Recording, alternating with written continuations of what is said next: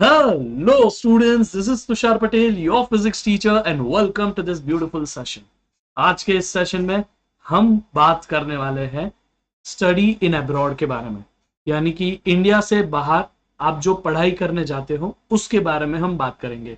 ये कोर्सेज का एक्सपेंस क्या होता है, वहां पे जाते हैं तो वहां पे फीस कैसी होती है, यूनिवर्सिटी कैसे सिलेक्ट करते हैं या कॉलेजेस कैसे सिलेक्ट करते हैं, या फिर कब वो सही टाइम होता है जहां पे आपको ये डिसीजन लेना चाहिए कि अभी आपको इंडिया से बाहर जाके पढ़ना है। क्योंकि जब कोई बच्चा इंडिया से बाहर जाता है पढ़ने के लिए तो वहां का डॉलर या यूरो या जो भी है वो कमा के इंडिया में लाता है, तो अल्टीमेटली इंडिया का इस तरह से ग्रोथ होता है। तो ऐसा जरूरी नहीं सबको जाना है, टैलेंट्स अगर इंडिया में ही रहे तो और इंडिया आगे बढ़ेगा। बट एनी विच वेज, अगर आपको अपने करियर ऑप्शन के बारे में सोचना है तो करियर ऑप्शन इंडिया के बाहर भी ओपन है, वहां पे भी अपॉर्चुनिटीज है। तो आज के इस सेशन में हम बात करेंगे कनाडा के बारे में। मैंने अपने दो खास दोस्तों को यहाँ पे इनवाइट किया हुआ है। One is Ashish and one is Shubham. Ashish ये है हमारे साथ में, Ashish Charniya, and then there is Shubham Patil. ये दोनों ऐसे कहने के लिए तो मेरे लंगोटिए यार है, बस साथ में लंगोट नहीं पहनी तब नहीं मिले थे। तो ऐसे आपको बता दूं कि ये दोनों दोनों के दोनों अभी कनाडा से लाइव है, तो ये एक इंटरनेशनल शो चल रहा है। तो प्लीज इस वीडियो को सबसे पहले ही लाइक कर दे और इस चैनल को सब्सक्राइब भी कर ले। अभी हम इन दोनों से डिटेल में डिस्कशन करेंगे कि क्या होता है वहां का, पढ़ाई किस तरह से होता है, उन्होंने कौन से कोर्स किया, वहां की लाइफस्टाइल क्या है, वहां का खर्चा कितना होता है, और वहां पे जाके आप जब जॉब करते हो या पार्ट टाइम जॉब करते हो तो उसकी अर्निंग कितनी होती है, मिनिमम बेस पे कितना होता है, हर एक चीज के बारे में बात करेंगे। ताकि जब आप आगे जाके ऐसे डिसीजन लो, आपको बाहर जाना है, तो आपको दिमाग में एकदम क्लैरिटी हो और वो बहुत पहले से हो। क्योंकि आगे जाके आपको 10 अलग अलग जगह से यही इंफॉर्मेशन गैदर करनी होगी, तो उससे ज्यादा इजी हो जाएगा कि ये अकेला वीडियो आपको सारी की सारी इंफॉर्मेशन क्लियर कर देगा। ठीक है, so I welcome Ashish and Shubham. Ashish जो है मेरे साथ में था, मैकेनिकल इंजीनियरिंग की है उसने, जहाँ जिस कॉलेज से मैंने करी है। अभी हम कॉलेज की प्रमोशन नहीं कर रहे तो मैं भी नाम नहीं बताऊंगा, मुंबई यूनिवर्सिटी है। और मेरे साथ शुभम भी है, शुभम पाटिल। इसने मेरे साथ ही इलेक्ट्रॉनिक्स इंजीनियरिंग करी हुई है and he was master of electronics, like practicals तो बहुत अच्छा करता था। तो आज हम यहाँ पे डिस्कशन करने वाले कि उन लोग ने कब ये डिसीजन लिया आउट ऑफ इंडिया जाने का, उन्होंने क्यों कनाडा गए, और वहां पे जाके वो जो भी कोर्स कर रहे हैं उसके बारे में भी पढ़ेंगे, वहां की लाइफस्टाइल क्या है वो भी जानेंगे, वहां का expenses and everything we are going to talk about it. Okay, so hi Samriddhi, hi Deepa, hi Monica, hi Manasi, hi Tony. These students are live with us on YouTube. Okay, so now without wasting much time, we are starting with Ashish. भाई थोड़ा सा अपने बारे में बता दो। Hi, yeah, hi everyone, whoever is live in the channel. Yeah, so thanks Tushar for the introduction. My name is Ashish और मैंने मुंबई यूनिवर्सिटी से मैकेनिकल इंजीनियरिंग की है। एंड आफ्टर दैट मैंने डिसाइड किया कि I'll go do my post grad. So there are two things. You post grad कर सकते हो आप या मास्टर्स कर सकते हो, but I decided to do post grad. So I decided कि मुझे पोस्ट ग्रेड करनी है आफ्टर माय इंजीनियरिंग। तो या मैंने फिर कनाडा फिल्टर आउट किया and then I am here. And yeah in my post grad मैंने बिजनेस एनालिटिक्स किया just because I was interested in that field and it had lot of data and stat. Yeah after my post grad अभी मैं full time एक कंपनी में as a data scientist काम कर रहा हूँ। तो दैट्स मी। वाह, and I will tell you, ये एक बहुत अच्छा मैथमेटिक्स का टीचर भी है Ashish. So he is a very good teacher of mathematics. उसके आप यूट्यूब भी देख सकते हो, थोड़ा बहुत आपको वीडियो मिल जाएगा। बट फिर उसका कंसर्न बदल गया तो अभी शायद उसने वीडियोस नहीं बनाए। बट मैं उससे रिक्वेस्ट करूंगा कि भाई फ्री टाइम में थोड़ा यूट्यूब पे वीडियोस डाल दिया करें ताकि मेरे बच्चों को थोड़ा मैथमेटिक्स सीख ले। ओके, तो अभी हम बात करेंगे शुभम के बारे में। ज़रा शुभम इंट्रोडक्शन दे दीजिएगा। और लेट मी टेल यू कि इसका माइंड बहुत ही बिजनेस पर्सपेक्टिव से बहुत ही शार्प है। वो कभी कुछ चीज़ भूलता नहीं है, 2 रुपया भी बाकी होगा तो उसको याद होगा। तो बहुत शार्प बहुत शार्प माइंड है, बहुत शार्प माइंड है। and like he is very genuine person. Shubham. Hello everyone. So it is really nice to meet you over here. आपको मेरे बैकग्राउंड के बारे में बताऊंगा. मैंने इंजीनियरिंग इलेक्ट्रॉनिक्स में की. मैं Tushar and honestly I'm business oriented but I'm smart, but Tushar is much more smarter than me. He is much more smart. So I did my electronics engineering. During my electronics engineering, at the end of my journey in engineering, में मुझको realize हुआ कि I'm not a practical guy. I'm not the guy who's going to sit at the table and who's going to work for any company or organization. So later on, I got to I had kind of business mindset. I had qualities, how to deal with people, how to take their requirement and get out of the thing. So later on, after that, I decided to do a job in India for 1.5 years. I did an IT company to gain that knowledge. So I gained that knowledge and it was pretty much good alignment to my towards my goals. So उसके बाद I decided for growth, let's move to the Canada.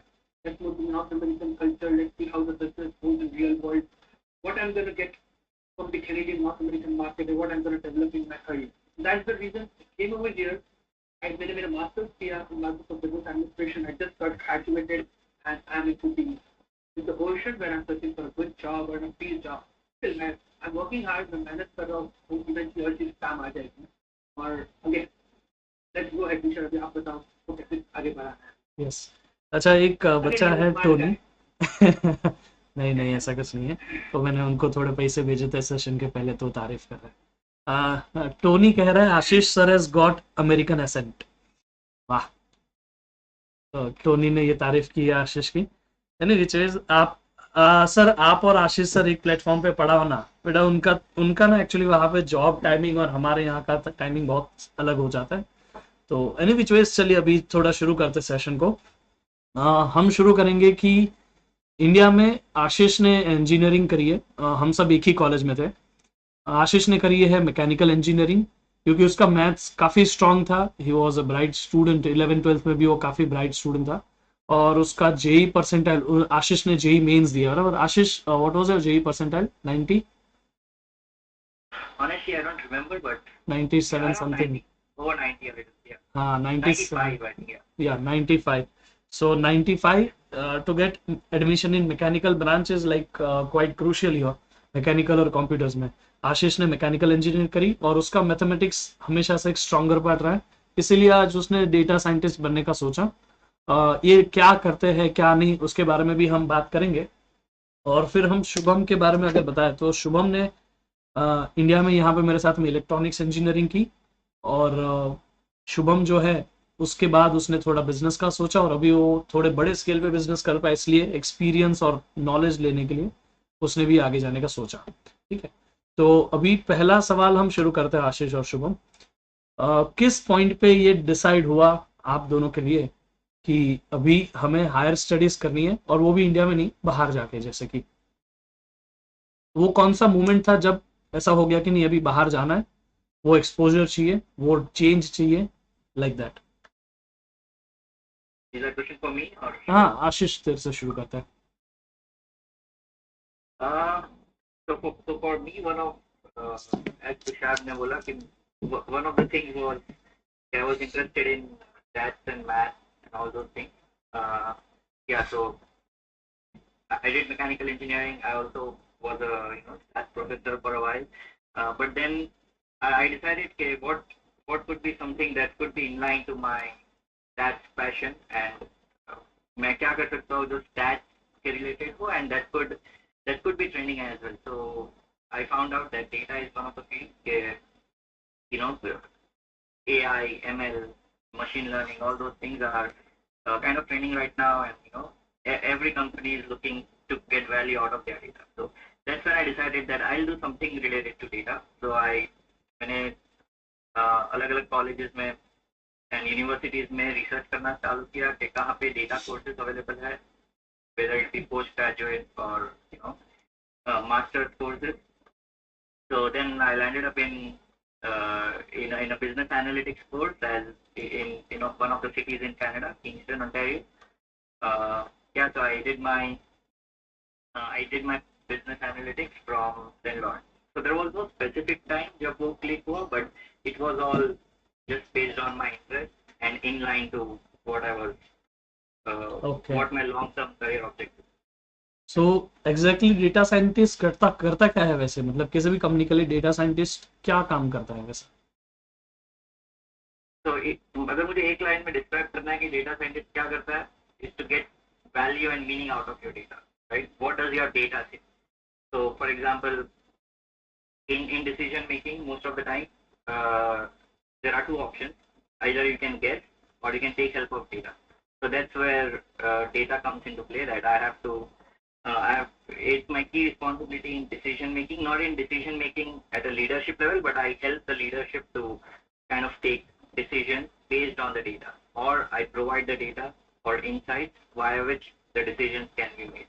Okay And in a मतलब data driven. Raw data जो होता है उसको थोड़ा सा align किया जाता है, उसके ऊपर कुछ एल्गोरिदम लगाई जाती है और फिर उसमें से एक कंक्लूजन लिया जाता है कि जैसे कि अभी हम यूट्यूब पे देखते हैं तो यूट्यूब के ऊपर ये पूरा आता है कि कौन सी कंट्री से लोग देख रहे हैं, कितने परसेंट मेल है, कितने परसेंट फीमेल है, कहाँ से, कौन से रीजन से बच्चे हैं। तो अभी मेरे यहाँ पे मेरे यूट्यूब पे ज्यादा करके जो बच्चे हैं वो यूपी के बच्चे हैं, और सेकंड जो स्टेट है वो है बिहार, फिर थर्ड जो स्टेट आता है वो आता है गुजरात है, ऐसा करके। तो ये डेटा का अभी वैसे एक तरीके से वो डेटा ही है, लेकिन अभी उस डेटा के हिसाब से हम जज कर सकते हैं। अगर मुझे कुछ कोचिंग स्टार्ट करनी है, मैं यूपी में जाके स्टार्ट कर सकता हूँ, तो वहां पे मुझे अच्छा रिस्पॉन्स मिलेगा।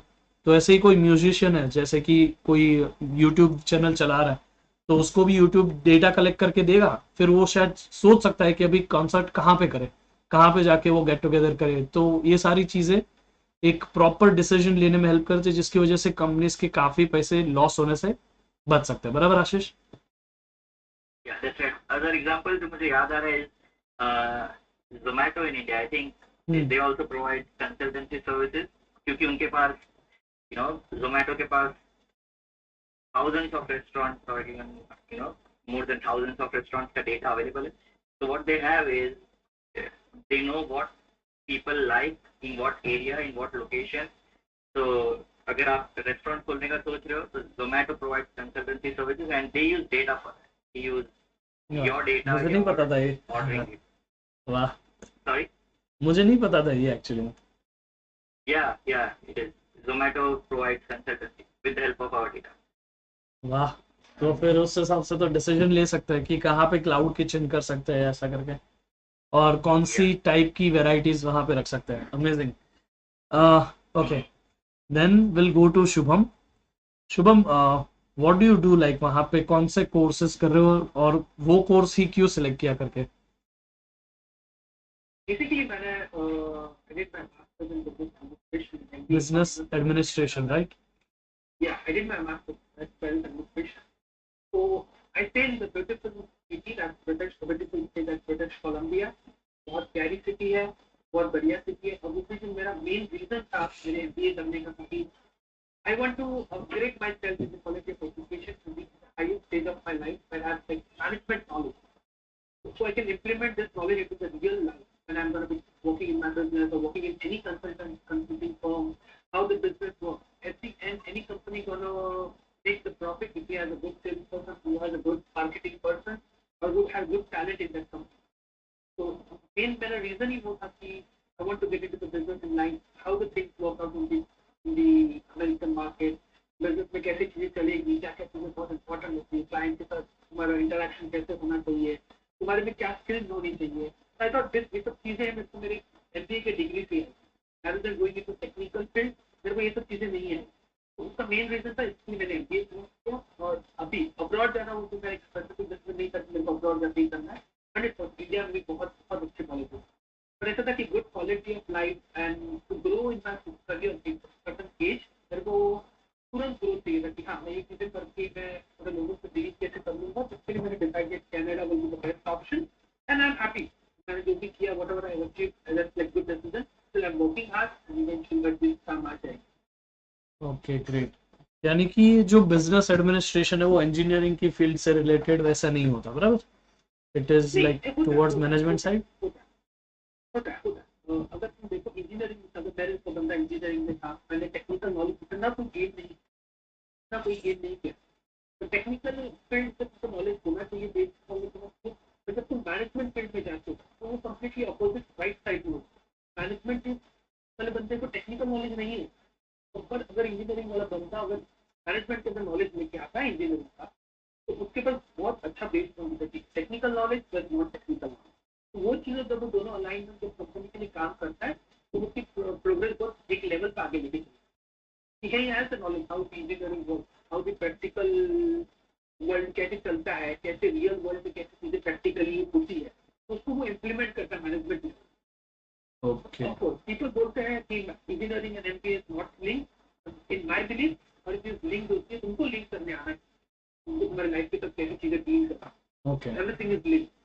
तो आफ्टर लाइक मैं ऐसा कंक्लूड कर सकता हूँ एटलीस्ट इतने कन्वर्सेशन से कि आफ्टर इंजीनियरिंग और टेक्निकल नॉलेज इन इंडिया आशीष ने चूज किया आगे जाके उसको करना है वही टेक्निकल पार्ट में ही आगे बढ़ना है, बराबर Ashish? Data scientist is related to technical, right? Yes.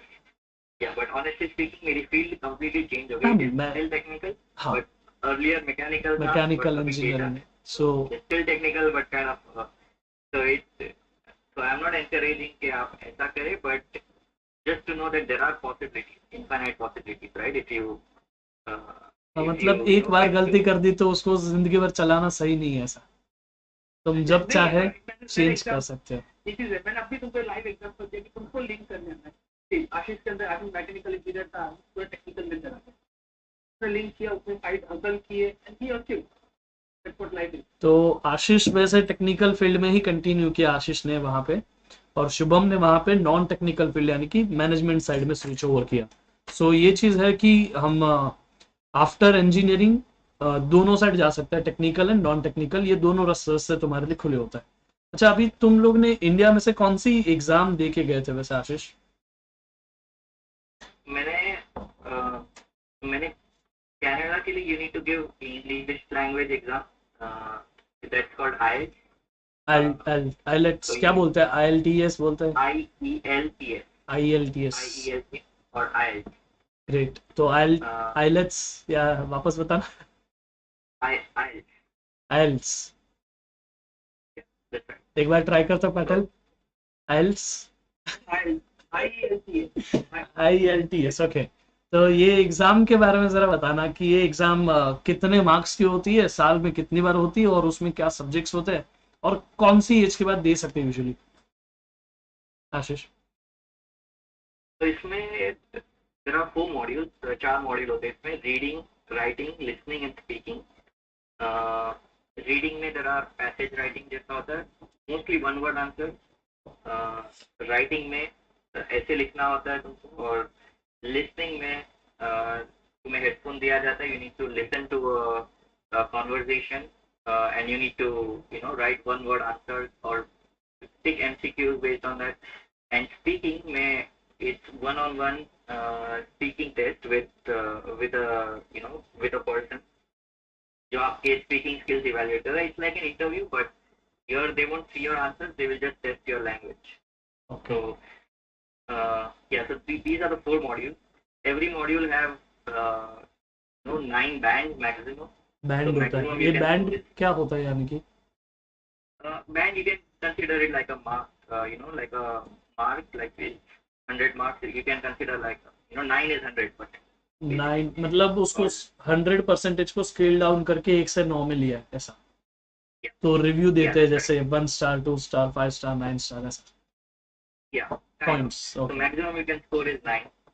Uh, and yeah, every module is out of 9. And I think for most of the colleges, and it depends again on the which university, which college. Bigger universities or famous universities require higher band, but most of, I think the average is 6.5 to 7. 7 is good, I think. 7, if you get 7 minimum in 7 each, score करना चाहिए I at least. think that's all you need. 6.5 मिली 6.5 6.5 minimum, okay. 6.5. Yeah, ये जो आइल्स का score होता है उसमें मतलब सब सब्जेक्ट की इक्वल इंपॉर्टेंस होती है, वो चारों के चारों सब्जेक्ट की? yeah, Yes. equal important. Okay and Oh no, actually, I think no. I think writing में most of the people struggle, but ऐसा होता है yeah, कि कि 4 मॉड्यूल होते हैं, पर राइटिंग मेरे केस में राइटिंग मेरे को बहुत टफ लगा था। सेकंड रीडिंग मेरे को टफ लगा था, पर जब तुमको अब्रॉड आना है तो ई डिपेंड है, तुमको 6.5 लाना ही है। अच्छा, So I'll her take an किसी example. सब्जेक्ट के लिए स्पेसिफिक बैंड होता है, हर किसी में लाना है ऐसा? ऐसा होता है कि ओवरऑल तुमको 6.5 है ओवरऑल बैंड, ओवरऑल। पर एक कोई भी बैंड के अंदर 6.5 के नीचे भी नहीं। ओके। समझते? तो टेक एन एग्जांपल, अगर तुमको तुम्हारा स्पीकिंग बहुत ही अच्छा है तो तुमको 8 मिला, और तुम्हारे रीडिंग तुम्हारा थोड़ा वीकर है तो तुमको सिर्फ 6.5 मिला, तो वो एवरेज तुम्हारा शिफ्ट हो गया, तुम्हारा एवरेज 7.5 कुछ बच जाएगा। ऐसे तुमको बैलेंस करना है, तो आपको ध्यान रखना है कि 6.5 के नीचे कोई भी बैंड नहीं है।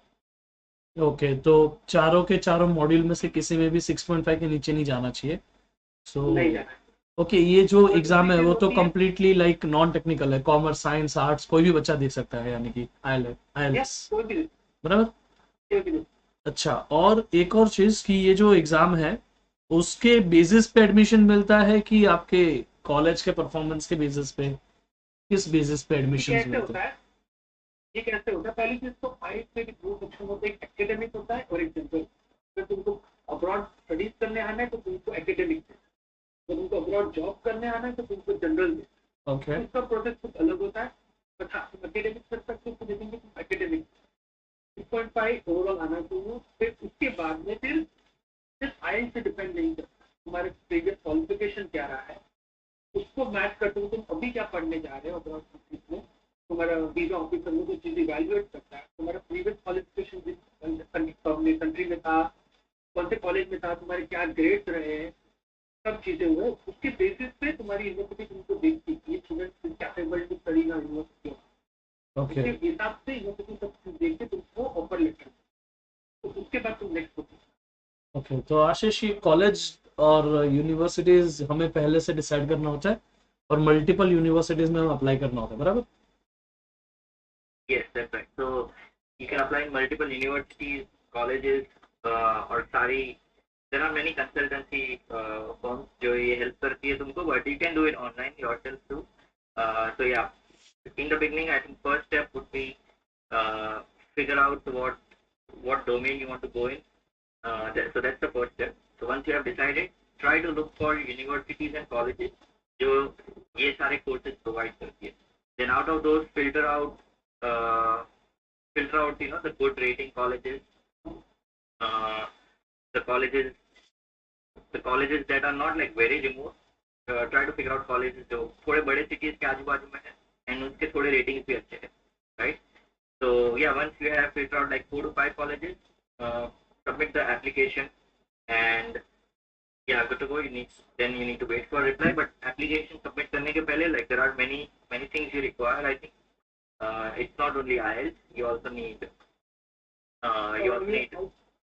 You need SOP, you need LOA, that's like a letter of approval. मतलब वो सब कॉलेज के डॉक्यूमेंट्स तो लगेंगे, बट Yeah, कॉलेज जो है अभी, जैसे 10th का स्कोर यूज होता है कहीं पे भी फिलअप करना no, होता है? 12th का? 12th का ये मे बी 10th का फिल करना होगा, बट आई डोंट थिंक वो इतना इम्पोर्टेंट है. ओके, 12th का मतलब 10th, It 12th, depends 10th?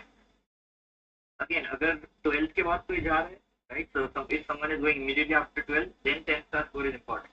But if someone is going after a degree, then 10th becomes irrelevant, right? Because Okay. since you have done 4 years of degree. So degree में जो LOR और ये सब है वो कौन देता है वैसा? कॉलेज के थ्रू कौन देता है, मतलब टीचर्स देते हैं या मैनेजमेंट देता है, कौन देता है? ये तुम्हारे LOA जो होता है, लेटर ऑफ LOR LOR होता है, वो तुम्हारे प्रोफेसर जो तुम्हारे डिस्ट्रिक्ट में, मैंने इंजीनियरिंग की थी तो मेरे इंजीनियरिंग के प्रोफेसर से बनवा कि ये मतलब ये बच्चा हमारी यूनिवर्सिटी में पढ़ा ही वो थोड़ी दिन वो बताते हैं कि बच्चे ने कैसा क्या किया, तो रिकमेंड करते हैं इन शॉर्ट एक रिटर्न फॉर्म में। इन शॉर्ट तो इसके लिए टीचर के साथ रैपो अच्छा होना जरूरी है, बराबर? not necessary, not necessary, अच्छा, not necessary. Yeah, I don't think so. कोई भी टीचर का ले सकते हैं कि ऐसा सारे टीचर का चाहिए या फिर स्पेसिफिक एक ऐसा? ऐसा होता है कि दो का चाहिए होता है, मेरे को इतना याद नहीं है, पर दो का लगता है। हाँ, तुम्हारे फील्ड के टीचर, मैंने इलेक्ट्रॉनिक्स की थी तो मैं इलेक्ट्रॉनिक्स डिपार्टमेंट के एचओडी, डेप्यूटी एचओडी मेरे प्रोफेसर थे। और उसके लिए और एक पॉइंट ऐड करना चाहता हूँ कि अगर तुमने तुम्हारे जॉब की हो, मैंने जॉब की तो तुम जिस जॉब करते हो वहां से भी कोई न्यूज ले। हेलो, अच्छा, तो तुम्हारे जॉब वाला भी तुमको देगा कि हाँ ये बंदा ने मेरे कंपनी में इसको किया, ये experience does it get count? या या वो चीजें क्या बोलो तो वैल्यू सही करता है, होती है। मतलब एडमिशन लेने में हेल्प करता है? हाँ, दिखता है ना कि बंदे ने प्रोफेशनल वर्ल्ड में भी काम किया हुआ तो है, एकेडमिक कॉलेज में तो किया होगा, एमबीए में इजीली एडमिशन देती है?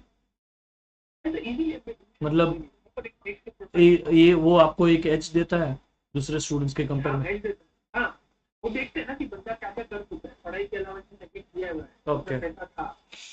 इन शॉर्ट तुमको एक तुम्हारी प्रोफाइल को स्ट्रॉन्ग कर, इट्स नॉट अ समझा। Criteria to select you that makes the profile strong. So if अगर मैंने इंजीनियरिंग के बाद में या कोई ग्रेजुएशन बाद में जॉब नहीं करी है और मैंने इंटर्नशिप करी है बीच बीच में, सो क्या वो काउंट या होगी? आपको उसमें तुमको देते हैं लेटर ऑफ इन्विटेशन, देते हैं तुमको तुम्हारे इंटर्नशिप वाले। ओके। आई तो मैंने भी मेरे इंटर्नशिप के अंदर लिया था।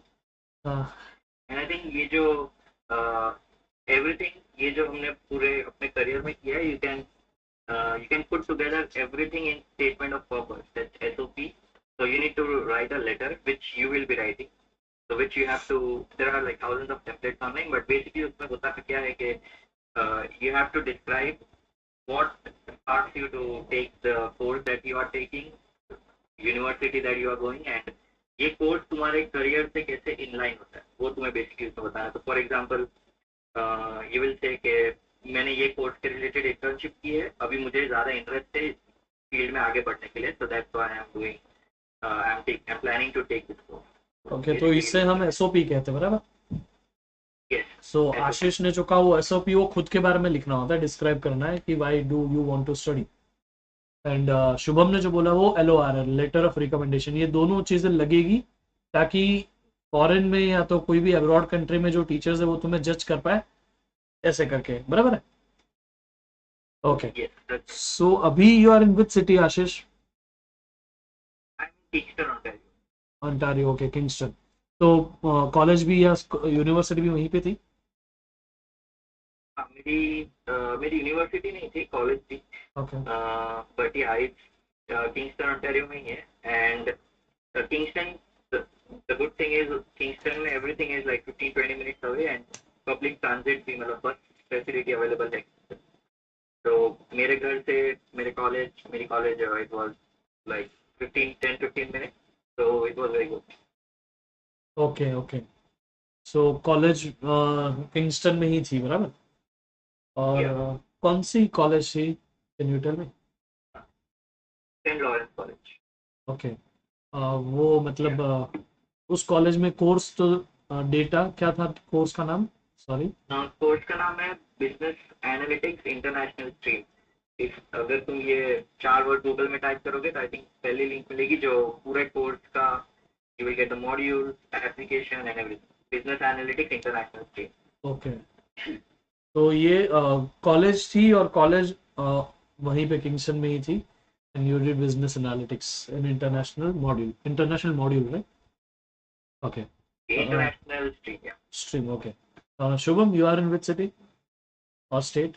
मैं वैंकूवर, आई स्टे अभी करंटली मैं रिवर क्रूज में रहता हूँ, it's near to like 15-20 minute drive from the Vancouver. State में ब्रिटिश कोलंबिया में रहता हूँ, पॉपुलर स्टेट में रहता हूँ मैं, एंड मेरी यूनिवर्सिटी वैंकूवर डाउनटाउन में है, and it hardly takes like 30 minute drive from my car.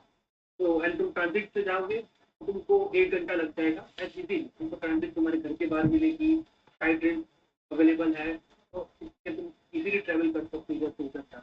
अच्छा, ठीक है। सो कॉलेज का नाम क्या है, शुभम? मेरा कॉलेज का नाम है यूनिवर्सिटी ऑफ कनाडा में। Universe so you are in university and you are in college, you were in college Ashish, बराबर? तो tell me just about this कि कॉलेज और यूनिवर्सिटी दोनों में डिफरेंस क्या है। I get to know from Ashish की कॉलेज में क्या होता है एंड यूनिवर्सिटी में क्या होता है। शुभम से बात करते हैं फिर। ओके, तो वन बेसिक डिफरेंस ये है कॉलेज और यूनिवर्सिटी में कि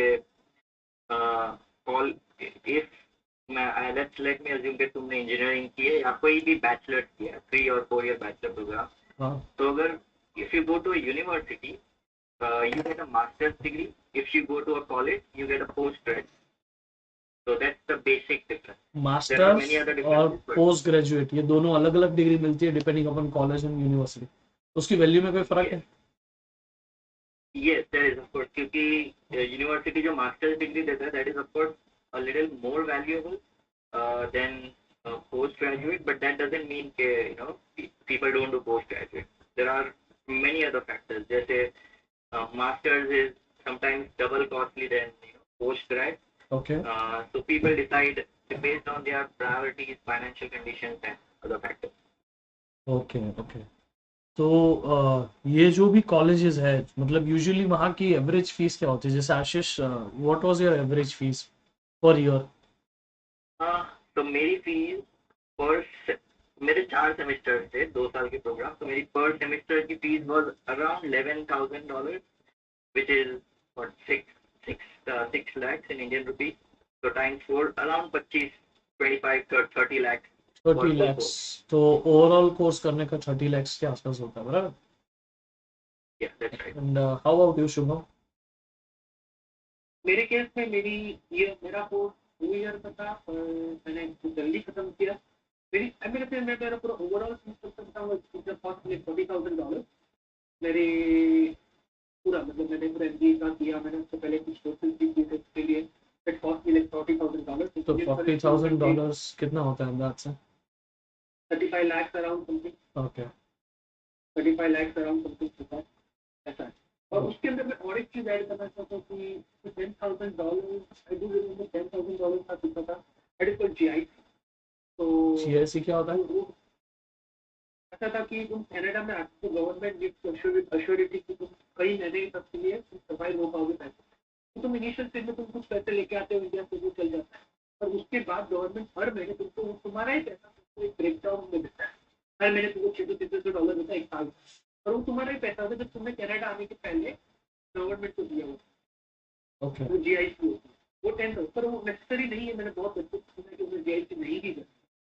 आई डोंट नो कि वो काउंसलर गाइड करता है कि मुझे GIC भरनी है कि नहीं भरनी है, तो मेरे केस में मैंने भरी। Okay. Okay. That brings me to another point. Sorry to interrupt. हाँ। GIC, I think most people इसलिए भरते हैं क्योंकि I think you get an edge over the visa sometimes. कभी-कभी GIC नहीं होने के वजह से वीजा रिजेक्शन होता है, but there are different cases. People can, I'm not saying you should take it, but I think it's good if you take it. So is it easy to get visa in Canada? I mean that's not the only factor, but अगर GIC है तो it's good, and in general also, right, कि अगर आप Canada आते हो and if GIC नहीं है then what's your security, right? So how you will get money in the initial days जब आपके पास जॉब नहीं है, you need basic expenses तो रहेंगे, Okay. so you need money for that. Okay. और वहाँ पे यूजुअली PR कितने समय में मिलता है, permanent residency? So once you graduate after in आपके यूनिवर्सिटी और कॉलेज से, I think that's a different discussion, but उसके बाद you need to find a NOC level job. A NOC level job is यहाँ पे जॉब्स की अलग-अलग immigration के लिए कैटेगरीज होती है. So there is a category O, which is the highest category. Then there is category A, category B, and there is C, and I think there is further. But you need to find job in categories 0, A, B, and you need to work for 1 year in order to be eligible for express entry.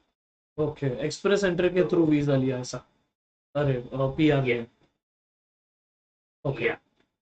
तो okay.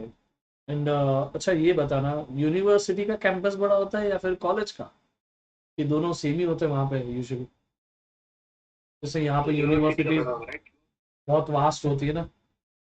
ऐसा नहीं है, ऐसा नहीं है। अगर मेरे case को देखा जाए तो मेरी यूनिवर्सिटी कैंपस इतना बड़ा है, इतना बड़ा नहीं। हमारी कॉलेज जितना है कि उससे बड़ा है? ना, I cannot comment on any question. तो ऐसा है कि कॉलेज और यूनिवर्सिटी के अंदर मैंने तो कभी ऐसा नहीं देखा कि कॉलेज का कोई छोटा था, कोई यूनिवर्सिटी का कोई बड़ा था।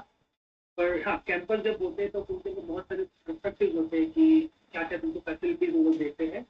तो कम्प्लीटली दोनों जगह पे मैं तो मतलब दोनों थी, कोई यूनिवर्सिटी से बड़ा नहीं था। ओके।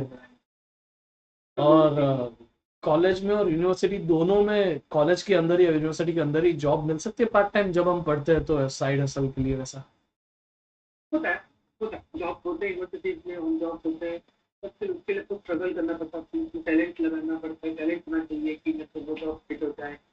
एक ही बेनिफिट होता है, यूनिवर्सिटी में बच्चे जॉब करते हैं, मेरी यूनिवर्सिटी में बच्चे जॉब इसके लिए करते थे कि देयर इज नो रिस्ट्रिक्शन कमी बना वर्क इन योर यूनिवर्सिटी। आज के रिस्ट्रिक्शन होते हैं, स्टूडेंट परमिट पे you can only work 20 hours a week. University के सेक्टर में वो नहीं होता है, और उसी चीज की तुम यूनिवर्सिटी में काम करते हो, you get to know how the university working culture, क्या यूनिवर्सिटी का कैसे चीजें डेवलप हो रही है। फिर तुम कंट्री में नए आए हो तो तुम बाहर जब जाते हो तो हर चीज तो नई लगती है, यूनिवर्सिटी में तुमको एक्सपोजर मिल जाता है पढ़ाई के समय से। ओके, तो ओके, पे भी अच्छा होता है यूनिवर्सिटी के अंदर।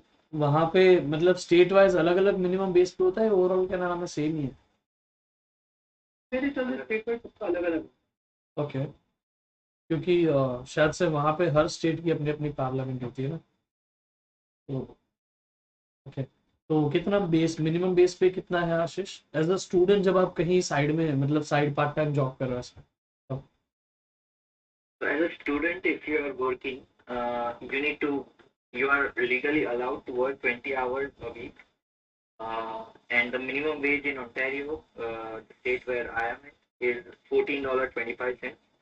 Uh, so, so yeah, you can calculate accordingly कि महीने में आप कितना earn कर सकते हो. Around, जहाँ तक I know, you can earn around $1,100 a month by part time or by working part time. Yeah, but इसके अलावा you can also work in campus that is separate from this 20 hours count. So campus में तुम अलग से, let's say you work 10 hours, तुमने tutoring कर ली, that I used to do. So that doesn't count in the 20 hours. Then you can still work 20 hours outside of campus. Okay, तो ऐसे तो 40 घंटे तक कर सकते हैं। Yeah, technically, but most of the time, especially मेरे college में, 20 hours was a difficult thing to find campus में. So I used to work like, So 4-5 hours a week maybe, tutoring. Yeah. Usually college का मतलब what was the timing of your college Ashish? College का timing, you get a schedule, but वो पूरा it's Monday to Friday. Sometimes we have a morning lecture from 3 घंटे का lecture है Monday को, so maybe there is Tuesday को afternoon lecture. But most of the lectures what I've observed is from morning 8 to in between morning 8 to evening 8. ये time के बीच में most of the lectures होते हैं. Okay, After 8 there are no lectures. And how about you Shubham? हाँ, कैसा होता है ना कि मैंने ये चीजें देखी कि अब्रॉड कंट्रीज में फिक्स शेड्यूल नहीं हो, तो मंडे टू फ्राइडे कॉलेज आना है तो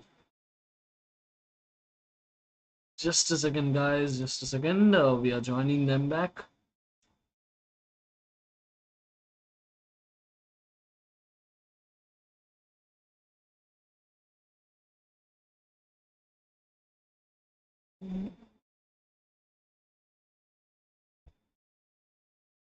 तो हाँ, I think the meeting वो Zoom का limit हाँ, आ गया था. Yes, But I'll continue. Shubham I think बोल रहा था कि हाँ, कॉलेज का ऐसा कोई फिक्स ऐसा स्केड्यूल नहीं होता कि रोज तुमको 9 से, जैसे मोस्ट ऑफ इंजीनियरिंग में क्या होता है राइट, कि मोस्ट तुमने 9 बजे आ जाना है, शाम को 5 बजे तक कॉलेज में रहना है, सारे एक के बाद एक लेक्चर्स होते हैं. So it's not like that.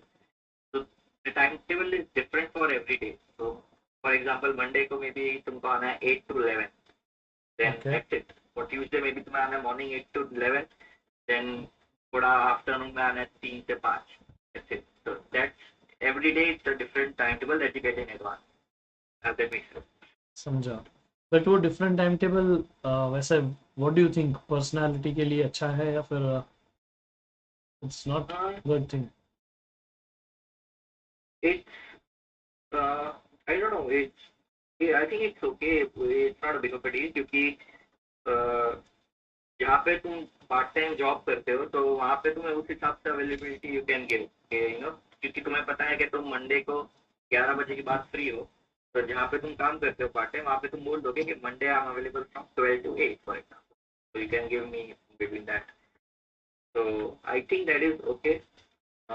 ये कैसे चल रहा है, कैसे चलता है कि तुम्हारा सेमेस्टर है, मेरे केस में 3 मंथ का सेमेस्टर, 3 मंथ के सेमेस्टर में तुमको पैक स्टार्ट होने के पहले तुम्हारा शेड्यूल आ जाए, you need to register the course for that. तो तुम आपको प्लानिंग करनी है उसमें कि I have 7 days of week, तो मैं 3 दिन मेरी यूनिवर्सिटी को दूंगा, तो मैं 2 दिन मेरी यूनिवर्सिटी को दूंगा, 3 days में मेरे पार्ट टाइम जॉब करूंगा, 2 days में घर आकर मेरी पढ़ाई करूंगा। तो you have to make plan according to that. हाँ, मैं मंडे ट्यूसडे वेडनेसडे मेरी यूनिवर्सिटी के अंदर मेरे कोर्सेज दूंगा, थर्सडे फ्राइडे में घर बैठ के पढ़ाई करूंगा, सैटरडे संडे में 20-20 की जॉब करूंगा। तो उसके हिसाब से तुम्हारा कम चालू होने की पहले प्लानिंग कर लेनी। उसके हिसाब से कोर्स रजिस्टर करना है, उसको तो कोर्स रजिस्टर में तुमको देखना भी पड़ता है कौन सा प्रोसेस में कितने टाइम के लिए अवेलेबल है, कौन सा कोर्स कब कब अवेलेबल है यूनिवर्सिटी में। तो you have to it's all about time management. तो टाइम मैनेजमेंट को तुमको देख लेना है कि हाँ भाई ये चीज़ वर्कआउट होगी, अगर वो चीज़ नहीं वर्कआउट होती तो तुमको तुम्हारे पार्ट टाइम एम्प्लॉयर बताना पड़ता है कि for the next coming 3 months मेरा शेड्यूल थोड़ा चेंज होगा, मेरे को ये टाइम की जरूरत होगी। दे गाइस हेल्प यू। अगर तुम लोग वेल एडवांस में बता दिए कि मेरा ऐसा होता है, तो they make schedule according to that. Great great. अच्छा, यहाँ पे एक मतलब स्कॉलरशिप्स के बारे में जानना था। ये जो कॉस्ट तो हमने बात की कि 30 लाख 35 लाख 40 लाख तक जा सकता है खर्चा, बट उसके अलावा स्कॉलरशिप्स के बारे में बात कर रही थी। तो स्कॉलरशिप्स कौन से टाइप की होती है, कहाँ से ले सकते हैं ऐसा, और किस फैक्टर्स पे डिपेंड करती है स्कॉलरशिप, आशीष? आई थिंक मुझे तो स्कॉलरशिप, क्योंकि मैंने तो स्कॉलरशिप नहीं ली थी, तो आई थिंक शुभम ने स्कॉलरशिप ली थी, राइट? तो आई थिंक उसको ओके, हाँ शुभम। स्कॉलरशिप को अगर मैं देखना चाहूँ तो मैं 2 सेगमेंट में डिवाइड करूंगा। फर्स्ट, अगर तुम इंडियन हो तुमको इंडियन गवर्नमेंट भी तुमको स्कॉलरशिप देती है। जैसे मैंने जब चालू की थी मेरी पढ़ाई, तो आई डू सम रिसर्च, अगर अंबानी का कोई ग्रुप है उनको वो भी तुमको स्कॉलरशिप देता है, वो तुमको फुल स्कॉलरशिप भी देता है कि तुम अगर ब्रिलियंट स्टूडेंट हो, गुड एकेडमिक्स हो, you have something to prove that हाँ भाई बंदा बहुत स्किल होता है, तो वो तुमको फुल पूरा तुम्हारा एजुकेशन की स्कॉलरशिप भी देते हैं। टाटा फाउंडेशन भी था, तो बहुत कितने तो मैंने रिसर्च की, तो बाकी तो मेरे को भी याद नहीं है। तो इनके भी क्राइटेरिया होते हैं। अगर तुमने ये तो तुम टाटा और अंबानी का बताओ कि अगर तुमने इनको स्कॉलरशिप ली, तो दे आर सम क्राइटेरिया कि तुम कनाडा अब्रॉड कंट्रीज जाओगे, तुम पढ़ाई करोगे, and they need something for that company होते हैं। ये एक क्राइटेरिया है, क्राइटेरिया सेक्शन। सेकंड होता है कि तुम्हारी यूनिवर्सिटी को देखिए, तुम्हारी यूनिवर्सिटी के अंदर जब तुम एडमिशन अप्लाई करते हो तो तुम्हारे काउंसिलर को पूछना होता है कि is there any scholarship for students like to gonna be going to this course, तो तुम्हारा काउंसिलर तुमको बताता है।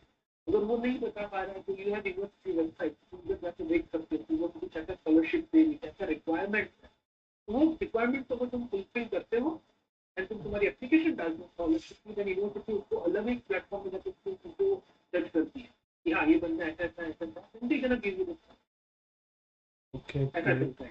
हाँ, पर यूनिवर्सिटी देती है स्कॉलरशिप। उसके बाद यूनिवर्सिटी के अंदर एकेडमिक्स में से जब सीजीपीए चलता है, 4 का सीजीपीए होता है, अगर फिर यूनिवर्सिटी में तुम 3.8 के ऊपर कंसेंट रहे तुम्हारा कोर्स 2-3 सेमेस्टर में, then university again gives you scholarship. उनको लगता है कि बस it is really doing good, so that तुमको स्कॉलरशिप देती है। पर या still you need to make research, something कि कैसे स्कॉलरशिप देगी, कैसे क्राइटेरिया है, तो तुमको काम करना है। तो ये स्कॉलरशिप वहां पे जाने के पहले ही हो जाती है या फिर वहां पे जाने के बाद भी कोई मिल सकती है?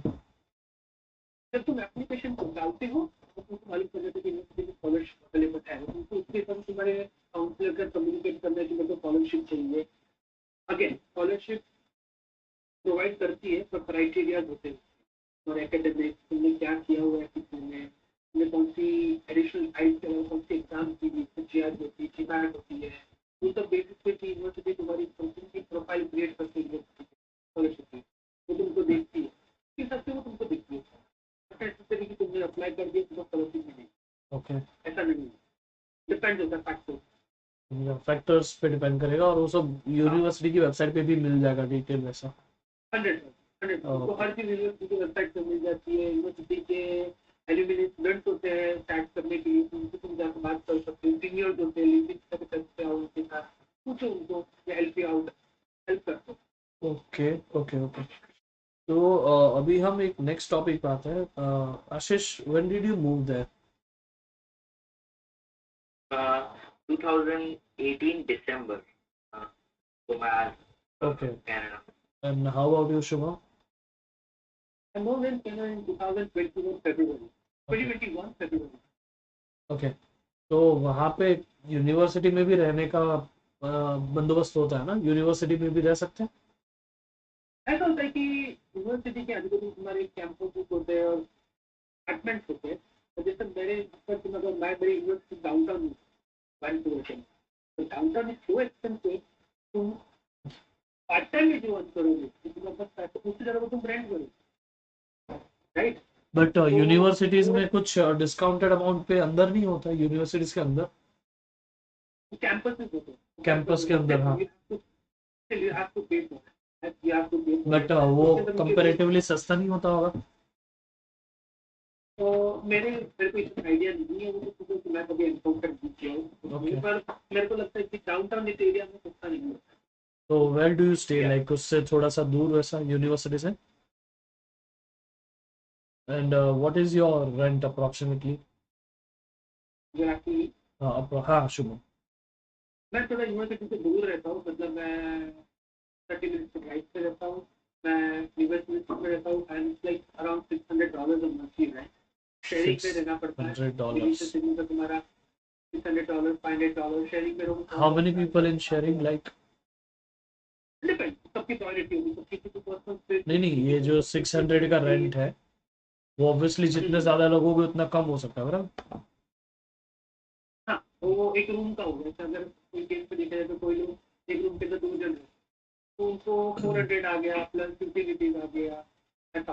और अगर वो पर्सनल में रहने जाएगा 600 700 800, डिपेंड तुमको कैसा घर मिलता है। ऐसा नहीं कि 600 700 तो मिनिमम है, तुम्हारी प्रायोरिटीज क्या है, तुम्हारी इनकम क्या है, तो कैसा लाइफ स्टाइल चाहिए, उसके साथ तुम रहना चाहते हो। Okay. And how about you Ashish, Ontario में और किंगस्टन में? किंगस्टन में मतलब क्या यूजुअली होता था रेंट? मेरे यहाँ पे अभी तो मैंने अपार्टमेंट 2 बेडरूम का रेंट किया हुआ है, but I tell you most of the time average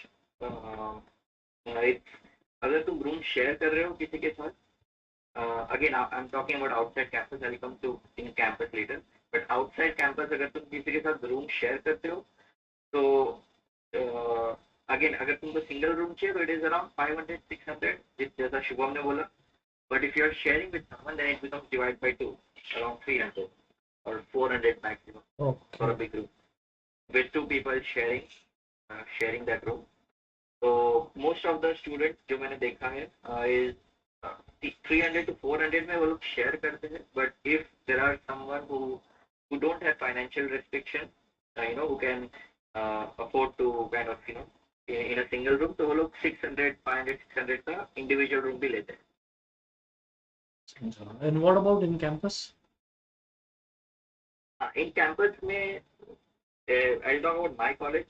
तो पर्सनली मुझे अपने कॉलेज का इन कैंपस जो अपार्टमेंट होते थे वो आई डेंट प्रेफर, क्योंकि आई थिंक वो they were tight on space, and I was looking for a little more spacious, not like a very spacious, but a little more extra space. So इसलिए and in campus I think even मेरे campus में rent was more than I was thinking outside. Okay. So yeah, 400 500 was for not very big room. तो उससे अच्छा बाहर जाके you can find for the same amount.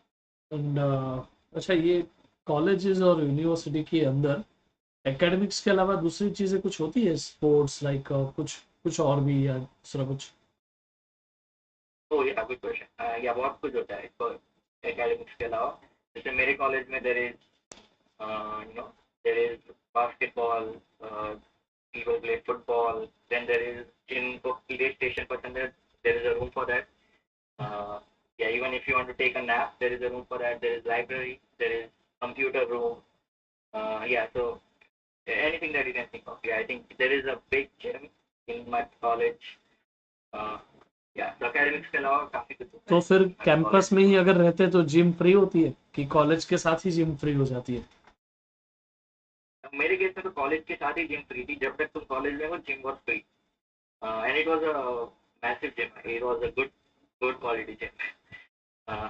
But unfortunately मैं गया नहीं. बट पीटी मिलती है वहाँ पे? पीटी कितने की होती है? Sorry. PT, PT personal training? Oh, personal training. Oh no, very costly. Around 40 It's gonna cost an you hour. $40 an hour. That's right. So the amount that you pay for monthly, that will cost you hourly.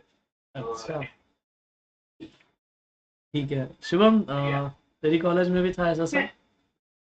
मेरे college में इतना कोई facilities नहीं थी, पर या there were lot of club, but हमारे intern opportunities थी, इंटर्नशिप अपॉर्चुनिटीज थी, उनको एक्टिविटीज करने के लिए बहुत सारी चीजें थी, everything was there. But Canada में आके मैंने एक चीज देखी कि wherever you stay, घर तो मेरे पीछे हाईवे में बहुत दो थी, पर तुम्हारे घर के बाजू में कई माइल दूर there is public park, there is public gym and spacious ground where you can play basketball, where you can play table tennis, where you can play football. एक छोटे एरिया के अंदर आपको मिलता है। जैसे मेरे घर कुछ देर में आपको बड़ा सा ग्राउंड मिलेगा। तो वहां पे टेबल खिलाते टेनिस कैसे, मतलब फॉर्म भरना पड़ेगा या फिर दोस्ती करनी पड़ेगी नहीं, किसी से, या नंबर लगाना पड़ेगा? पब्लिक पब्लिक पब्लिक तुम आओ और खेलो। बट किसके साथ जाने का, पब्लिक किधर से लाने का? You have to be तुम्हारे फ्रेंड चाहिए होते हैं, and you have to be disciplined, like you cannot be a wild okay, तो हम जब डिसिप्लिन पे खेलना। डिसिप्लिन में, यानी कि वो फुटबॉल को किक नहीं मारने का, ऐसे देखने का ऐसा? नहीं मारो मारो, पर तुमको कुछ बोले हो कर, ऐसा कुछ नहीं है। जब बच्चे बहुत इंजॉय करते हैं लाइफ को, पर करने आना चाहिए। अच्छा, ये बात पे आया है तो हम थोड़ा कल्चर के ऊपर आते हैं। कनाडा का कल्चर कैसा है? मतलब ये पर्सनल एक्सपीरियंस भी हो सकता है, तो आशीष से शुरू करते हैं। Ashish, what do you feel, Canada का कल्चर कैसा है? I feel Canada culture is very welcoming. लोग यहाँ पे people are very nice. People are very friendly. Racist होते हैं? So sorry. रेसिस्ट होते हैं? For most part, no. There are crore में से एक तो कहीं भी होगा, बट हाँ, वो तो इंडिया में भी हम वैसे ही जज कर लेते हैं। वो तो हमारे मतलब वो डीप रूटेड है ना, actually it takes time to evolve. But for most part, I think Canada is a very beautiful, welcoming, nice, friendly, country. So you don't need to worry about the culture. In fact, I think you will love the culture over here. Uh, a more disciplined culture a little bit than back home. Okay, और मतलब तुम्हारी college में आशीष, अ, बाकी सारी countries के भी लोग थे या फिर सिर्फ इंडिया के थे, या कैसा, मतलब overall crowd? Yeah, there are Indian, Chinese, Japanese, अलग अलग कंट्रीज के लोग होते हैं, बट इंडियंस में अगर देखे जाए तो mostly Gujaratis, Punjabis and from Kerala, south Indian. So these are the major crowds from India, but yeah, there are people from other countries as well. Okay, like किसी ऐसे फ्रेंड से जो दूसरी कंट्री का हो, कुछ ऐसा सीखने मिला, अरे हाँ ये तो हम सोचते ही नहीं थे ऐसा? कोई दूसरी कंट्री का कोई दोस्त बना हो, जैसे जापान का हो या फिर कोई भी जगह का हो, पर उससे कुछ ऐसा अलग जानने मिला? क्योंकि जिसके साथ रहते हैं हम, थोड़ा बहुत उनकी क्वालिटीज को अडेप्ट करना शुरू कर देते हैं। तो how did it change you, like? Not not a specific, but in general, जब आप कनाडा आते हो तो you get to live with many different cultures altogether. Whether you are in school, whether you work, whether you know work part time, full time, you get to work with or study with a variety of different cultures.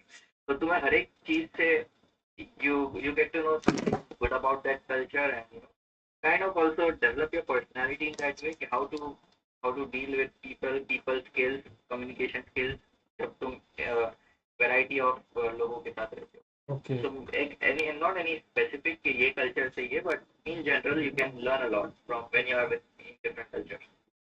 Okay. Shubham, like how about you, कैसा culture था तुम्हारी college का, तुम्हारे city का, और like कौन सा crowd है तुम्हारी यूनिवर्सिटी में? एग्जैक्टली आशीष ने जो बोला एग्जैक्टली सेम है मेरे लिए भी। मेरी यूनिवर्सिटी के अंदर भी मिक्स है। I stayed with Chinese people, I stayed with Saudi Arabian people, I had Punjabi friends, I had my own religion friends, और वो सब वेराइटी थे। मतलब I had like Colombian also, mostly सब वेराइटी people। अच्छा, तेरे को तो कोई मराठी को देख कैसा, भाऊ तुम्ही इधर तुम्ही इकडे? Honestly, I have seen very less people during my studies, but later on जब time गया वैसे मेरे को मालूम पड़ा कि मेरी खुद कम्युनिटी के भी इधर एक क्लब है, मॉरिशियन क्लब है, ओह गुजराती के भी क्लब है एंड एवरीथिंग। वहाँ पे सब इवेंट्स होते हैं। मेरे को धीरे धीरे मालूम पड़ा, 8 महीने तो नहीं पता था सब चीज़ों। जैसे जैसे मैं बाहर निकला, मैं लोगों से मिलने लगा, तो मेरे को मालूम पड़ा ना उधर तो भाई हिंदू टेम्पल भी है, इधर गुजराती फंक्शन होते हैं, इधर महाराष्ट्र लोगों के त्यौहार भी होते हैं, डांस होते हैं महाराष्ट्र में कभी कहीं, तो हर चीज़ होती सो है। They celebrate Indian culture as well, ऐसा? क्या होता है मेरे घर के कुछ 5 मिनट ड्राइव पे एक हिंदू टेम्पल है, हिंदू टेम्पल है और बढ़िया। वहाँ पे होली होती है, वहाँ पे दिवाली होती है और बहुत सारे कल्चर के फेस्टिवल मनाए जाते हैं तुम्हारे सिटी में जैसे आशीष? टेम्पल का पता नहीं, but yeah, there are like the religion that I'm Ismaili, so हमारा भी यहाँ पे अलग से, there is a group, there is a religious place, there are events happening. So yeah, whatever religion you are in, I think in most part of the big cities, or even if it's not even a very big city, but you will find events and people. Indians are everywhere. यहाँ पे पैदा इसलिए करते थे कि वहाँ पे जाए। ठीक है। फिर थोड़ा सा हम थोड़ा दूसरी चीज पे आते हैं, जैसे कि वहाँ का पढ़ाई कैसा है? मतलब इंडिया के, पहले हम मतलब इसको तीन चीजों में बांटेंगे। पहला, इंडिया के कंपेयर में इजी है या डिफिकल्ट है? दूसरा, क्या प्रैक्टिकल जैसा नॉलेज है, या फिर मतलब वही है कि जैसा असाइनमेंट और बुक्स और वैसा ही, मतलब जैसा इंडिया में था वैसा? और तीसरी चीज, is it relevant to your industry, ऐसा? ठीक है, हम इन तीन चीजों के ऊपर हम वहाँ का एकेडमिक्स को डिस्क्राइब कर सकते हैं ऐसा। तो पहले बेसिस के ऊपर आशीष। Definitely, यहाँ का study environment is way different than what we do in India. यहाँ पे if you are in college, I'll just talk about my experience, but it's not difficult, I would say. It's far more easy, than but India, okay. practical. तो हमें वही चीज सिखाएंगे Canada में, Canada की colleges में, जो तुम अपने जॉब पे अप्लाई करो। So okay, it's not like industry relevant है, इंडिया के yes, कंपेयर में इजी है। तो फिर सिलेबस भी छोटे छोटे होते होंगे, बहुत वास्ट नहीं होते होंगे। जैसे yeah, अरे इंजीनियरिंग की एक बुक डीसीएस इतनी बड़ी बुक होती है, अभी करने सिर्फ 10 10 10 10 के ऊपर इतनी बड़ी बुक बन गई। तो yeah. इतना वास्ट नहीं होता So होगा। yeah, there is uh, so मोटी बुक्स होती है, ऐसा नहीं कि नहीं होती है, बट इट्स नॉट के you have to memorize answers, you have to, but more it's like activity practical based. There are assignments, but India के जैसे from my engineering experience ऐसा assignment नहीं होता कि you have to just copy and paste, write, and दिल तब sit and टूटता है write जब all day. आखिरी दिन वाइवा की होती है ना, तब पूरी फाइल्स रद्दी वाले के पास जाते दिखती है टेम्पो में। वो फोटो वायरल हुआ था। अपने कॉलेज के ग्रुप में फोटो वायरल हुआ था ना कि रद्दी में पूरा टेम्पो भर गया फाइल्स का। इतनी Yeah, मगजमारी की, इतने पीछे भागे, इतना रोए, इतना सब लोगों से जेरोक्स करवाए, इतना फोन भर जाता था पीडीएफ निकालने का। but honestly, that was all garbage. That taught me how the time management should go. Pressure में तो कैसे टाइम परफॉर्म मैनेजमेंट, करे, वैसा। हाँ, और रियल लाइफ में वही चाहिए। रियल लाइफ एट में दी एंड प्रेशर वो में एक चीज इससे मैंने ये भी सीखी कि तुम जितना बर्डन लेते हो ना अपने आप पे, वो आखिरी में कचरा ही है। थोड़ा सा स्मूथली लो लाइफ को, ऐसा। राइट। yeah, okay. yeah. तो Shubham, what is your experience like अभी? Because Ashish has done technical part and you are doing non technical, तो वहाँ पे नॉन टेक्निकल चीज में पढ़ाई कैसा है? डिफिकल्ट है, इजी है? मैं इस सेक्टर को डिफिकल्ट इजी में नहीं बोलूँगा, एवरीवन सब लोग के लिए अलग है। किसी बच्चे के लिए पढ़ाई बहुत डिफिकल्ट है, किसी बच्चों की पढ़ाई बहुत ही। कैसे सब्जेक्ट्स उसके होते हैं लिए तो? क्या, तो अगर जैसे मेरे एमबीए के अंदर देखो तो मैनेजमेंट के सब्जेक्ट होते हैं, तो business consulting, marketing, how you gonna market in the world. जैसे मैंने मेरी एमबीए की थी इलेक्ट्रिक प्रोजेक्ट मैनेजमेंट, तो मेरे को मेरे प्रोजेक्ट मैनेजमेंट के एंड ऑफ द प्रोजेक्ट में कोर्सेज आए थे, how you gonna deal the project, how you gonna respond to the client, how the agile methodology, Scrum methodology works, the arcade, what are the quotations, how you going to perform the project chart, different segments in the project management, and the project types. Again, studies are completely the नहीं है कि तुमको पढ़ना है और paper के अंदर कोई लिखोगे तो तुम्हारा स्किल्स परफॉर्म करने के आगे चीजें प्रैक्टिकल लाइफ में तुमको तुम्हारा दिमाग लगाना है ऐसे करना है professor like that professor don't like कि तुमने किधर से लाया और न्यू आइडियाज आई तो तुमको प्रेजेंट सिर्फ देखने चाहिए प्रेजेंटेशन तुम्हारा असाइनमेंट करने दूंगा professor gonna read that professor को वो चीज अच्छी लगी उसके साथ ग्रेड तो यहाँ जैसा एकदम प्रैक्टिकल टाइमलाइन के बेस्ड होता है कि एक के बाद एक, एक के बाद एक के बाद एक असाइनमेंट, ऐसा होता है या फिर थोड़ा सा रिलैक्स्ड होता है? इसमें मैं कैसे बताऊंगा तुम्हें कैसे होता है हर एक असाइनमेंट हर एक कोर्स का असाइनमेंट उसका डेडलाइन होता है कि वीकेंड पे डेडलाइन है कि 2 वीक के बाद डेडलाइन प्रोफेसर कुछ पहले बता देता है एडवांस एक दो हफ्ते की पहले ये असाइनमेंट आ रही है इसका डेडलाइन ये तो जैसे मेरे एमबीए के अंदर बहुत सारी मेरे असाइनमेंट रिसर्च मेरे को रिसर्च करना पड़ता था देखना पड़ता था पेपर्स पढ़ने पड़ते तो वो सब करके तुमको ओके नंबर प्लानिंग कैसी तो तुमको अगर 2 हफ्ते के बाद देना है तुमको अगर मार्केटिंग का कोई प्लान था तो तुम देखो कंपनी मार्केटिंग कैसे होती है तो मैं उसके लिए बना दूंगा कि भाई ये मार्केटिंग कर सकते हैं ये मार्केटिंग मैं लिस्ट पे लिखते जाऊंगा जैसे मैं डेडलाइन भी दे जाऊंगा तो word find and I'm going to put all of the stuff according to the professor's requirement. Professor को कैसे चाहिए production, summary, conclusion, research work, graph and everything. फिर तुम उसको draft करो. तो लाइक तुम आपका मतलब इंडिविजुअली प्रोफेसर्स या टीचर्स जो भी हम कहें उनके साथ एक्सपीरियंस कैसा था? लाइक क्या वो मतलब नॉलेजेबल थे? क्या वो टीचिंग वाइज मतलब कैपेबल थे? टीचिंग और नॉलेज ये दोनों थोड़े अलग अलग एस्पेक्ट में हम बात करें तो व्हाट डू यू फील वहाँ के टीचर्स कैसे हैं? 100% कोई डाउट ही नहीं है तो प्रोफेसर से जो मैं पढ़ाते हैं हाईली क्वालिफाइड करंटली वो मार्केट के अंदर काम करते हैं वो फील्ड पे they are really doing something they are really doing like so they are visiting faculty kind of किंतु सब प्रोफेसर विजिटिंग फैकल्टी कोई फुल टाइम होता है कोई का फुल टाइम बिजनेस होता है डिपेंड करता है कैसे कैसे चीजों को तो इंडस्ट्री के खुद के लोग आके पढ़ाते हैं तो लाइक वो ज्यादा वैल्यूएबल सजेशन दे सकते हैं. या top talent. Okay. Ashish, what was your experience?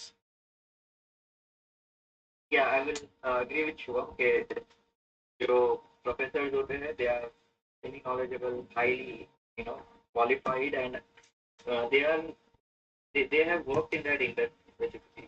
तो अगर कोई for example in my case मुझे एक सब्जेक्ट था प्रोजेक्ट मैनेजमेंट फॉर एग्जाम्पल तो मुझे एक सब्जेक्ट था in one of my courses तो इन प्रोजेक्ट मैनेजमेंट तो प्रोफेसर जो शिक्षक था वो प्रोजेक्ट मैनेजमेंट इंडस्ट्री में उसने उसका एक्सपीरियंस होगा like few years of experience then वो आके लेक्चर दे सकते हैं.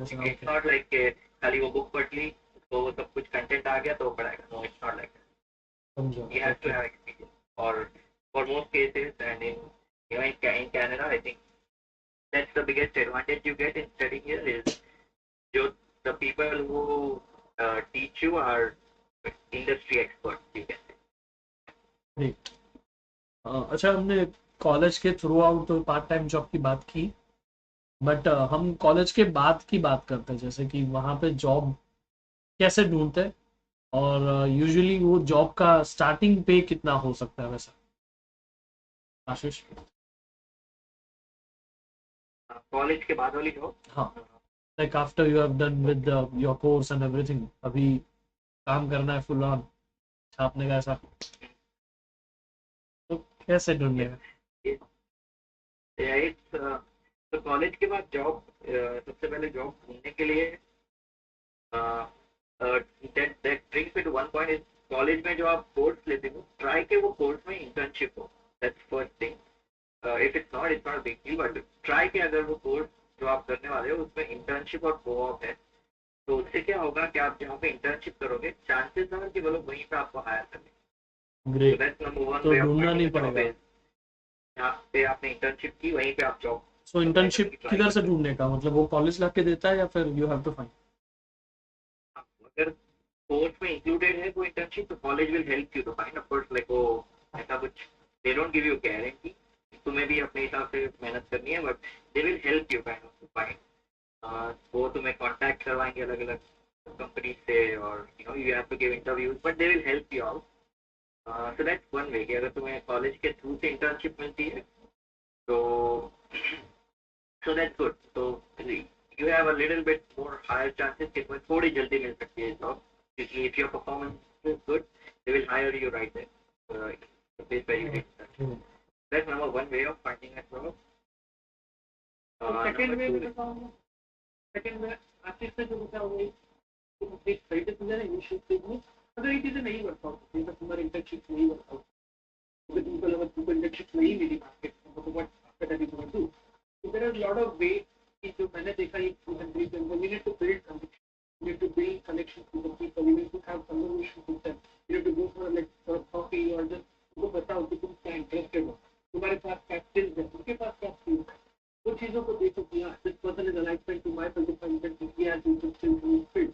तो वो चीजें को स्किल्स अपने रिज्यूम में अपने से बिल्ड करना चालू कर दो, दूसरों पढ़ाई करना, वो चीजों को कनेक्शन कॉन्टैक्ट बनाते रहो, इवेंचुअली उनसे टच में रहो. लिंक्डइन पे टच में रहने के बाद आपको बताओ कि what I done, LinkedIn will help you out there, ऐसा.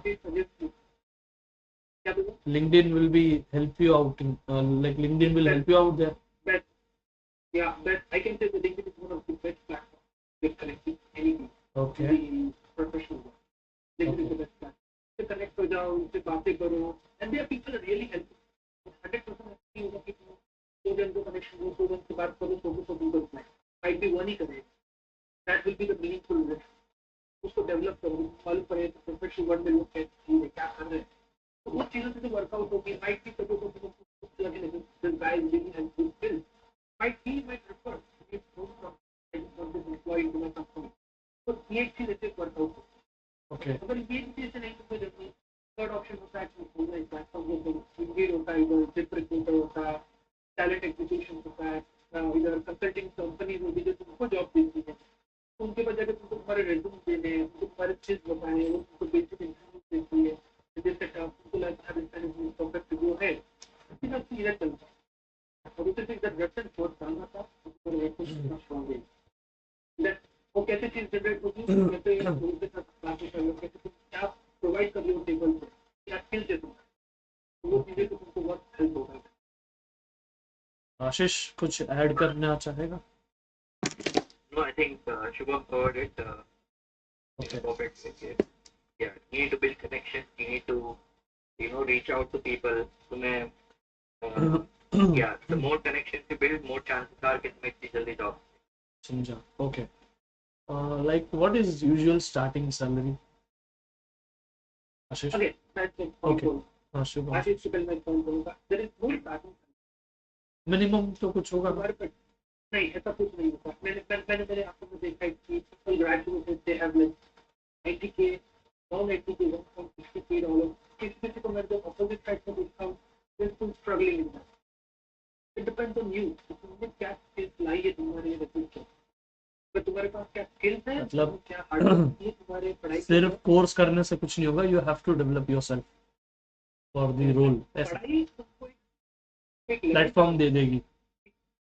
प्लेटफॉर्म दे देगी कि हाँ, इसके बाद का जो प्लेटफॉर्म है वो तुमको रेज करना है. Standard of living, but in the skill, how well you are able to communicate with people, how connect, building a connection, that's gonna take your salary range. मेरे perspective में ये है कि प्लेटफॉर्म पढ़ाई एक ही है, इसके बाद तुमने एक साइड में क्या किया तब तुमको वो चाहिए. ओके, तो अच्छी बात है. वैसे थोड़ा सा साइड में आते हैं, मतलब ये सारी चीज़ों से हफ्ते में क्या समय मिलता था फ्री जैसा? कोई दिन मिलता था जब जॉब भी नहीं है, जब कॉलेज भी नहीं है? अगेन टाइम मिलता है but you have to manage time. कैसे प्लानिंग करूंगा कि भाई ऐसा नहीं है कि तुम आपको बता दो भी काम करते, कोई नहीं करता है, ये ह्यूमन राइट. तो उनको प्लानिंग करना है कि यार मैंने वीकडेज में 3 दिन काम किया, तो पार्ट टाइम के अंदर मैं 2 दिन में जो को दिया, तो वो जो 2 दिन है तुम यूनिवर्सिटी में जा रहे हो, प्लानिंग कर लो, तुम घर आके कोई टाइम वेस्ट ना करूँ, मैं मेरा असाइनमेंट कंप्लीट कर लूँ, मेरी पढ़ाई कर लूँ कि ये वीकेंड संडे के दिन मैं मेरे फ्रेंड्स के साथ बात. ऐसा नहीं है कि टाइम नहीं है, you have to manage it. Ashish तुझे टाइम मिलता था? Yeah, definitely. Time, if you manage time well, तो time definitely होता है.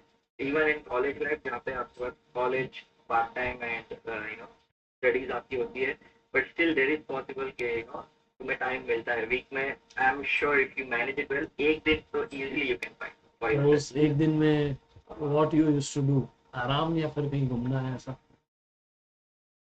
Well I talk about me personally, मैं ड्यूरिंग माई कॉलेज टाइम मैं आराम तो नहीं करता था। मैं जब मुझे टाइम मिलता था I use to take online courses. मैं यू नो यूडेमी हो गया, डेटा एक्स्ट्रा हो गया, all these. Courses, okay. So because at that time, that was critical part, right? Because I was going to graduate, I have to have that skill in order for me to get the right role. So, does but yeah, you that can help you definitely. Like job लेने के लिए वो help Yeah. करता है Udemy और इन सब के Oh, courses? definitely it will. Okay, if you develop the skills that are exactly in line to what the role is, that's definitely helpful. And how to do that is, for example, let's say आप देख रहे हो project management का role, right? So what you will do is you will find that LinkedIn पे, you will go in the job description, you will see कि वो लोग कौन से courses मांग रहे हैं और कौन से skills मांग रहे हैं. Then you would search that skills on these platforms where you know Udemy हो गया, Coursera हो गया, all these, and then yeah, that's really helpful. Okay. अच्छा, अभी थोड़ा सा हम एंड के तरफ आ रहे हैं। Like what lifestyle you Aspire, like कैसा लाइफ वहां पे जीना चाहोगे? मतलब अभी क्या होता है कि जैसे हम इंडिया में रहते हैं तो इंडिया में जब मैं रहता हूँ तो मैं किसी को तो देख के अपने आप को देखता होगा ना कि मुझे ऐसा रहना है। हम हमेशा किसी को देख के ही कुछ इंस्पायर होते हैं कि ऐसी लाइफ स्टाइल चाहिए। तो what do you think? Shubham से एक बार शुरू करते हैं। शुभम, कैसी लाइफ स्टाइल लाइक वहां पे जीने के लिए you went there? So initial steps for 100% might be like 3 years, 4 years, 5 years.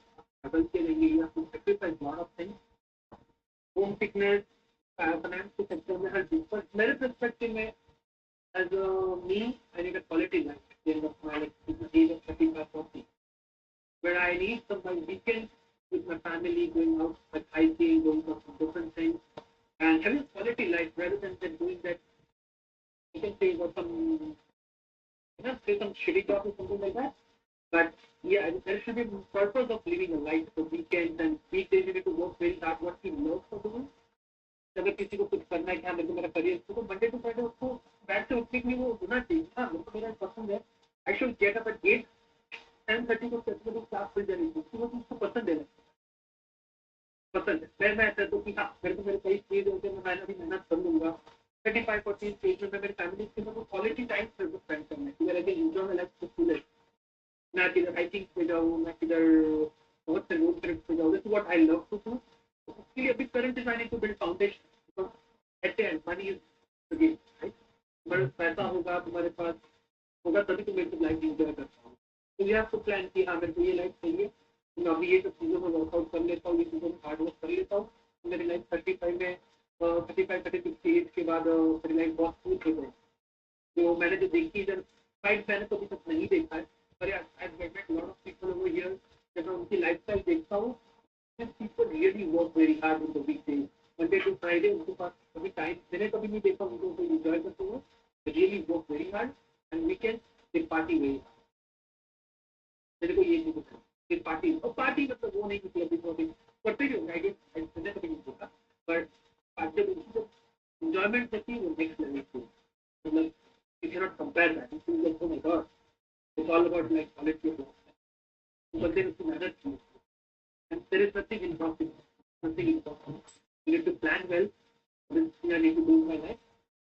Feel disciplined. Eventually it's gonna take time. Eventually everything's gonna work out, but it's gonna take time. It's gonna take time. ठीक है। Ashish, what about you? Yeah, again, yeah. Here the thing is कि तुमको if you Monday to Friday, if you as Shivam said, if you work very hard uh, on weekends, that's when you get to live your life. Right? That doesn't mean that you have to not live your life on weekdays. So that's where it's important that you find the job that you are happy about? you doesn't feel like yeah, you feel like you are working, you are enjoying. That's what by God's grace, I am in You are that field able that to I was find it. interested in. So, so yeah, that's the goal, right? The quality of life, and yeah, don't compare yourself to others. It's you versus what you were 1 year before. So if you are doing better than what you were 1 year before, you are doing good. Great. अच्छा, अभी very nice. इसीलिए तू जब आया था इधर तो शाम को नहीं मिलता था क्योंकि तेरे को काम करने में मजा आता था ऐसे. एनीवे चेस, थोड़ा सा अभी हम एक एक लाइन में अगर कहना हो so we'll go quite quick. Ashish, what is the one piece of like advice, या तो हम पहले एक बात करते हैं, एक worst चीज बतानी है कनाडा की. What do you feel worst चीज, जल्दी एक ही स्टेटमेंट में. Whether Weather is worst part about Canada. Okay. And Shubham, what do you think? मतलब कुछ भी हो सकता है जैसे कि कल्चर या whatever. Stay focused. Huh? Stay focused. Stay focused. It is easy to get distracted or get demotivated. Easily you can demotivate, easily you can demotivate. Second you get distracted. Stay focused. Whatever you want to do, keep the left side of your life. That's open, right side. Let people enter, let people go. Because you are alone, like there is no one with you. So okay. At the end of the day, no one's gonna support you. No one's gonna support your family. You are the only person who's gonna support your family. You're gonna support yourself, right? So stay focused towards your career. If there's something gonna come, gonna go out, don't take it seriously. When you're focused, everything's gonna work out eventually. Super. Ashish, like what you want to give advice to the students? Just as Shivam said, stay focused, don't get distracted. Identify your domain and develop your skills in Okay. that. मतलब पता होना चाहिए कि क्या करना है तो easily कर लोगे, अदरवाइज तो वही अटकते रह जाओगे. मैं और एक पॉइंट ऐड करूँ. और एक पॉइंट ऐड करूँ. बच्चों को बहुत बार होता है कि संगीत आ जाते हैं, पता नहीं होता करना क्या है, समझ में नहीं आता कि कौन को फील्ड में जाना है. तो there is the best solution for this. तुम्हारे पास अगर तुम इधर आए तो तुमको 4 चीज दी गई है. आईटी मेरे को, मेरे आईटी में जाना, फाइनेंस बैंकिंग सेक्टर में जाना, मेरे को बिजनेस में जाना, मेरे को रिटेल इंडस्ट्री. मेरी चारों चीजें तुमको लग रहा है कि चारों चीज अलग डोमेन में पहुंची है, तो समझ में नहीं आ रहा मेरे को जाना कहाँ है. चारों इंडस्ट्री के एक्सपर्ट को मिलो, चारों इंडस्ट्री के एक्सपर्ट को मिलो, उनकर बैठो तो बताओ कि मैं ये सोचता हूँ, कैसी चीजें करता हूँ. चारों चीजों को मिलो, बैठो, बात करो. एक दिन जाओ अपने घर पर, तुम हर चीज को pros and cons. What do you want in your life at the end of the day? तो क्या चाहिए लॉन्ग टर्म के लिए. वो जिससे मैं देखूँ कि हाँ मेरे को ये चीज चाहिए, पर ये स्ट्रगल है, मगर ये करता हूँ तो एक अच्छी में स्ट्रगल.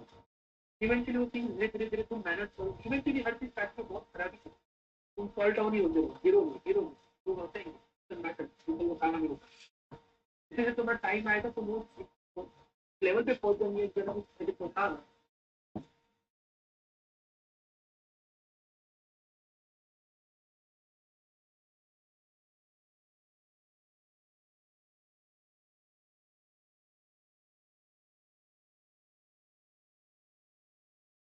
सो आई होप आप लोगों को सेशन अच्छा लग रहा है बच्चों, and you guys are getting some kind of knowledge from this and it is valuable.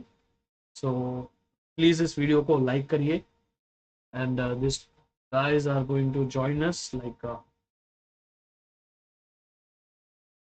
just a second, they are about to join us. Okay, so like we are moving towards the end. So Shubham, you were like saying something. हाँ, मैं वही बोल रहा हूँ कि eventually हर चीज काम करेगी.